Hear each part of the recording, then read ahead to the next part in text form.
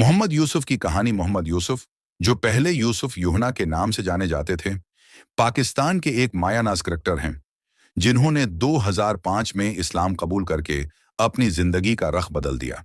उनका ये फैसला तबलीगी जमात के बुजुर्गों की रहनुमाई और तालीमात से मुतासिर होकर किया गया।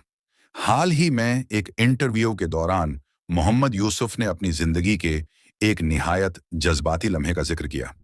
उन्होंने बताया कि उनके वालिद ने इस्लाम कबूल करने के सिर्फ 10 दिन बाद वफात पाई। ये वाकया इस वक्त पेश आया जब वो अपने पहले हज पर हो रहे थे। मोहम्मद यूसुफ ने कहा, मेरे वालिद ने तबलीगी जमात के एक बुजुर्ग की रहनुमाई में कलमा पढ़ा। इब्तदा में वो हचकचाहट का शिकार थे, लेकिन बुजुर्ग की दुआ और मेहनत से कायल हो गए। हम सब बेहद खुश थे, लेकिन हज के दौरान मुझे उनकी वफात की खबर मिली।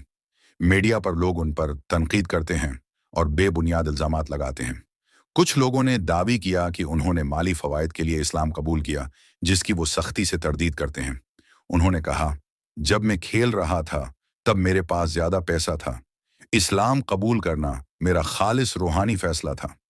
उन्होंने मजीद बताया कि उनके खानदान के दीगर अफराद, बशमूल उनकी वालदा और भाई, भी दायरा इस्लाम में दाखिल हो गए। उनकी भतीजियों की शादियां एक हाफिज कुरान और एक आलम दीन से हुई।